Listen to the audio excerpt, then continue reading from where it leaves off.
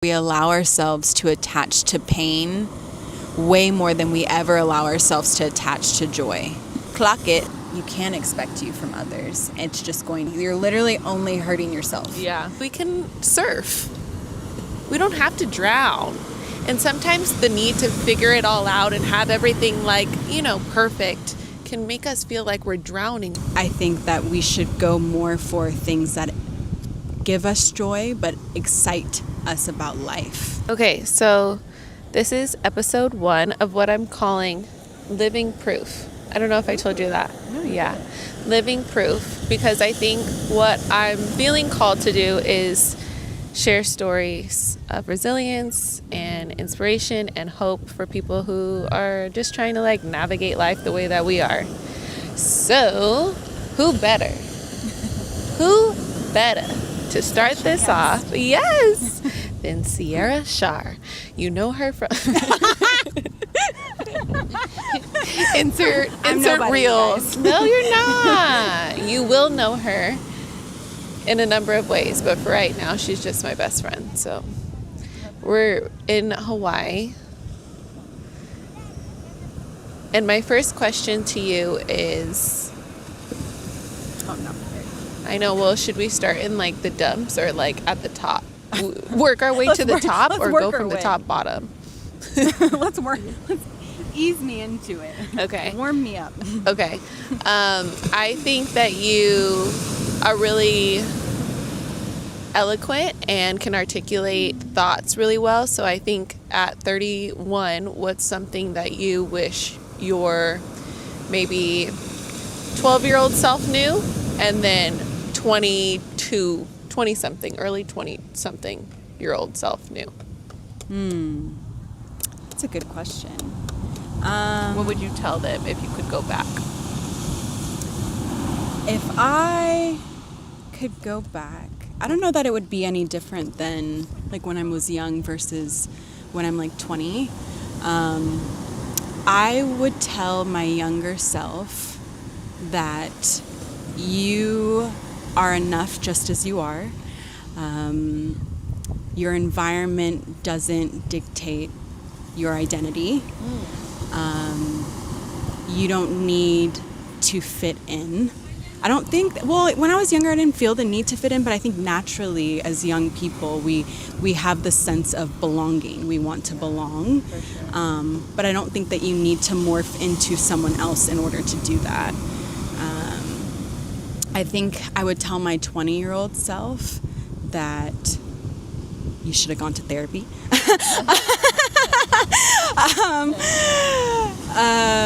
But also that it's okay to be different. It's okay to be comfortable in your own skin, and you don't need to fight so much for your voice. Just be comfortable in who you are. I think that during that time, I think for anyone, it's difficult to navigate. We're becoming adults, whatever that means. And I think that we should go more for things that give us joy, but excite us about life. And I think that sometimes distractions and people or drinking can get in the way of finding your purpose. And so I think that if I told myself that then, there may have been a redirection sooner. So those are just some of the things. But I think the biggest thing is I think that sometimes we're looking for who are we, and we look in the wrong places. Do you feel like, just kind of piggybacking off of that, do you feel like you have found your purpose? And if so, what is it? No. I do think naturally I've been an empath my entire life. I think that as I get older and things happen, sometimes you want to get away from it because it can be so heavy, taking on everyone else's emotions, experiences. I think that I've always had this natural desire to help others. I think I did it from a very young age, probably even before I had the capacity to do it. And I think that because I've had that, I put a lot of energy into other people and healing other people or showing them that they can be loved in ways that maybe sometimes I didn't feel. And I could see, I think maybe like my younger self and a lot of others. And so I would be that person who would want to, like, I can show you that you can, or you can be loved and it's okay to be who you are. So I think naturally I'm still finding my purpose, but I think that a lot of it is probably tied to helping and healing other people. I think that I've experienced a lot in my life, but I think that the connection to empathy and the desire, like, I enjoy seeing people have joy. I enjoy celebrating others. Like, I'm the person, I watch The Voice and I cry all the time when people's dreams come true. Like, I love that. So I think that a part of my purpose will be the impact that I have on others. It's just finding the way to do it in a way that is my everyday. So I'm still searching. You don't have all the answers, but I think that it's okay. I know that it's okay. And it is like, I mean, I think there's layers to our purposes. I think that you, in some ways, have already achieved your purpose. I think that there are new levels to be unlocked with each chapter in our lives. So helping people is something you've always done, which is why I think you have already in some ways achieved that purpose. And if you left today, this world would be a better place because you were here. I guess even as I say it out loud, I feel like maybe we have multiple purposes and all of us are supposed to just continue to learn ways that we could like continue to, pour into ourselves and others. As I think that sometimes when you pour into others, you forget to pour into yourself. Yes. And I've done that. I've been guilty of that many, many times where I'll pour too much into others and there's not enough space for me.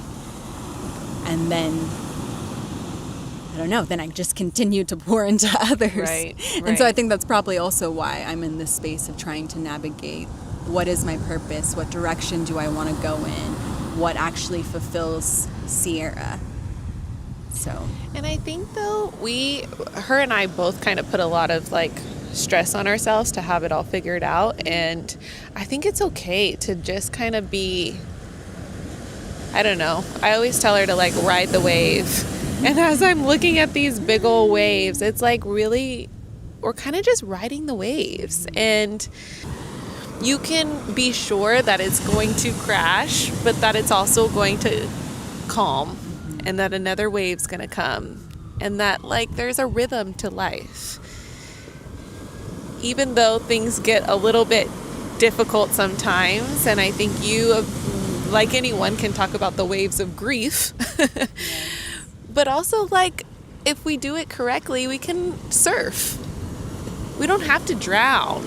And sometimes the need to figure it all out and have everything like, perfect can make us feel like we're drowning when we don't. And I don't know that anything in life is that stable.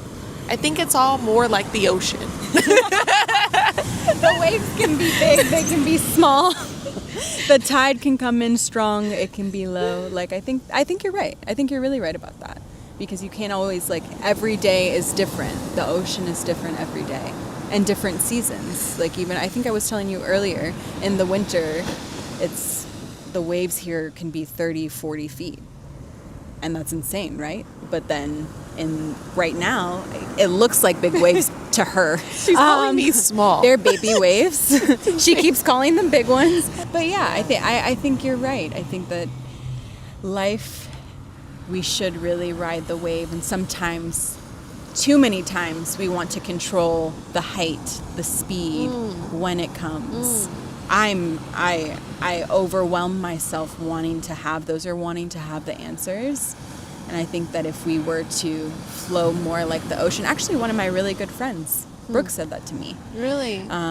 Sometimes when you're navigating conversations and maybe you get anxious or maybe it's like starting to become difficult, she said to remind yourself like as if you're the water. No matter how big the boulder is, no matter how small, we can always flow through. Wow. So that was something that, she told me recently, and that really, I was like, okay, that's actually very impactful. And it's something that you can also like envision while it's happening to bring yourself like, I can get through. And I think sometimes, our mind isn't our friend. She's definitely not always my friend. And so I really appreciated that sentiment, and it's something that I think about it a lot. I just read something online that said your emotion has a shelf life of 90 seconds. Any big emotion you feel is 90 seconds. And if you let it pass, then it passes. But if you attach to it and you keep it alive and you attach a story to it, then it definitely stays. But if you are intentional about letting it pass, kind of like a wave, it will flood and then just recede, I don't think we're ever taught that either. We're not taught how to manage or handle our emotions or even go through challenging things. I think as people, adversity helps you grow, of course, but there's no guidebook on how to manage or deal with your emotions, how to deal with others' emotions, even relationships, how to navigate relationships. We kind of are flowing through it, and sometimes, at least me, I'll a lot of times expect myself from others, and that gets you into a space of being hurt most of the time. Because we're all just different people that flow through different things and different emotions, and maybe some people are in a different space and manage their emotions differently, and I think a lot of times we can take it very personally, but the reality of it is no one taught us how to do anything. We're all navigating this life the best way that we can, and some manage it or deal with it better than others, but who are we to judge how people navigate their own emotions? And I think you do well in setting boundaries for yourself, because you do expect, in some ways you have expected yourself from others, and when they have let you down, I think you then respond accordingly. If that means, you can still be in my life, you just might not have the same access. Yeah. You kind of put up safeguards to protect yourself. So I think that's something that I'm even learning from you, because I, on the other hand, kind of just accept people for who they are, which I do think is what I think that I need to take that from you too. I mean, exactly. I need to learn to accept more, and you need to learn it's okay to set a boundary if it's what's going to be good or best for me. Right. And as someone who consistently takes care of other people, is worried about how other people may feel or may receive you, I think that you can kind of get into a hole and forget, oh no, it's okay. It's okay to do that. And if people don't respond well to it, they don't respond well to it. But you shouldn't keep yourself from setting the boundaries that you need to feel good, to feel protected, to feel, anything really. I think sometimes when you're a giver and you're an empath, we give too much space and room for everyone else and not ourselves, and then we feel guilty for doing things that we need. And so I think that that's definitely something that I've learned, because I didn't always have boundaries. I think I allowed people to overextend my boundaries quite a bit. Yeah. And I think that I really got impacted, and I was very hurt. And that's why it's you have this almost extreme reaction, because you wish people were you to you.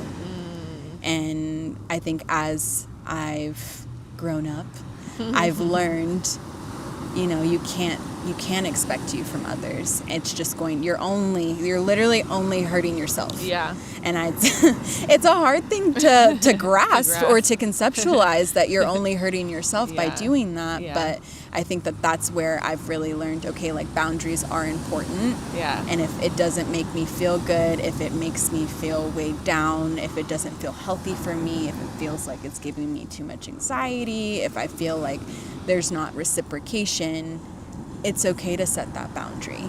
And, if they don't like it, they don't like it.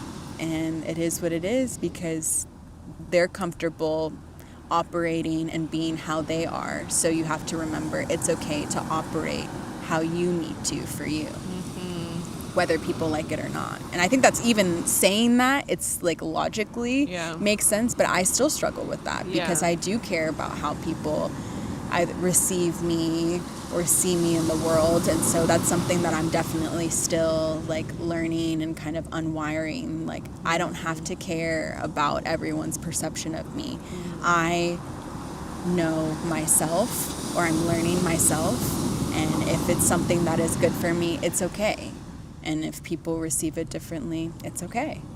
So Another one of your superpowers is discernment, and you speaking on that makes me think about just how well you do in certain spaces at like clocking people for who they are without needing much discussion at all. You don't really, I mean, she has these like, I don't know, feelers, spidey senses, if you will. Yeah. So I'm wondering, or I'm curious, what that process has been like for you, because I've heard discernment even be described as like, somebody even went as far as to say you can like hear people's thoughts and know their intentions so clearly, it's hard to even put into words. What has been your experience with discernment? Because having discernment is a weight to carry sometimes. Well, I don't think that I always looked at it as discernment. I didn't label it as discernment. I think that you actually taught me that. You actually would remind me or tell me that I have really great discernment. I would say I've always, and I mean, I feel like everyone can feel energy. I really can feel people's energy. You don't have to say anything to me for me to feel it. And I've been in spaces where I don't like the way that this feels. I don't like the energy that they have. I do give people space and room to be themselves and to learn people. And I think that's why it's so easy to connect with people and give them room to kind of flow through that. But I've always been really good at reading people. And I've always been good about feeling energy. I think also my biggest pet peeve, and maybe that's why I'm so good at it, is people trying to be something that they're not. I can smell it from a mile away. I can tell by the way that you speak, what you speak about, how you do it, the way that you present yourself. And I think because that bothers me so much, I probably peep it more. But I think it's like a lifelong process. I think also I do analyze people sometimes, and I don't know if that's like a good or bad thing. But I'm really able to kind of see different perspectives, but also see like, I see that about them, or I feel that about them. And it doesn't mean that they can't change that, but I'm able to, as you say, clock it. And then I choose to have certain proximities based on that. Finding that discernment for yourself will make your life better. We give too many people access to our energy and our time that actually don't really deserve to be in it. And that's the part that really drains us. So I don't know that I fully answered your question, but I feel like that's what my journey has been. And only recently did I ever kind of label it as discernment, because you would say you have such great discernment. And I was like, is that what that is? Is that what that is? I just be knowing people. Yeah, I just know. I don't know. And I'm usually right. That's the thing. That's the thing. That leads me to my last question. Before we lose the light, what is something that pain taught you that joy never could? Oh. You said top to bottom. I think that pain has taught me, well, that I actually am stronger than I think that I am. Even if it doesn't feel that way that sometimes. That pain can keep you down. And I think that also, I think we attach, or we allow ourselves to attach to pain way more than we ever allow ourselves to attach to joy. And that taught me that I need to really focus on my joy, because it's way too easy to focus on your pain. Wow. I think that's really good advice, actually. Because I don't know that we actually always recognize that we're attaching to our pain. It's easy because it's so big feeling. It feels big. It feels no matter so what big. It feels big. It Yeah. feels bigger than us. But we never let like joy feel bigger than us. Yeah. It's like fleeting. We allow joy to be fleeting when we should actually attach to joy and allow pain to be fleeting. Oh, I love that so much. That's something I think I'll just end here, but I've really been working on that in this chapter because I think that I did attach myself to a lot of pain, but because over the years I've just been on go, go, go, I allowed that pain to get buried inside of me. So now randomly throughout my slow days, I'm noticing it, that it's buried in my body. One of the telltale signs of that is like maybe having bigger reactions to present day situations that maybe you're like, whoa, that was a bigger reaction than something. Yeah, it may not be about that. Right. It may not That's be an about what's indication. happening. Exactly. So like if you're noticing that that might happen in a certain situation, that's something like we call a trigger. You can sit in those moments when you have time to just be with yourself, sit, feel that pain, identify it, and then it really just passes. All it needs is to be felt. It needs space. It needs space. We have to give it space, but not too much. No, but give it that validation, give it that time, and then let it go. Don't hold on to it. Don't let it become our identity, or don't let it. I like the word you used. Don't attach to it, because then it does stay. You know. I definitely have to work through that, or I have worked through that in my life where I attach too much to pain. And sometimes I feel like our minds tell us that we don't have control over it. Right. Like it's just a feeling like I can't control that. And I think what my friends have taught me is that we do have more power than what we think. And we are more powerful than our pain. And we shouldn't let our pain control our life. We should let our joy navigate our life and being able to find the joy even when we're in pain. Especially when. It's hard though. It's hard. It's So easier it's okay. said than done. Yeah, it's always easier said than done. It's definitely very difficult, but it's not impossible. And I think that if we focus on that, all of our lives would be better. We all go through different things. We all have our own triggers. We all have our own pain, but life is short. We don't know how much time we do have. And I think that I would tell my younger self, or even myself now, that the things that feel permanent are temporary. And we do only have one life to live. So we don't want to be upset about how yesterday was if we were to die tomorrow. I would hate to be sitting and drowning in this pain and this was the last day I ever lived. Like, we really need to live. Well, that's a perfect way to end this.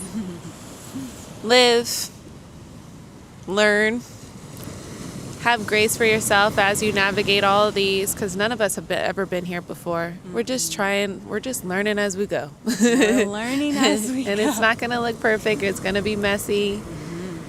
But we do have control. I mean, of the things that we have control over. So Yes. find those things for you and just do the best you can. Don't put too much pressure on it, though.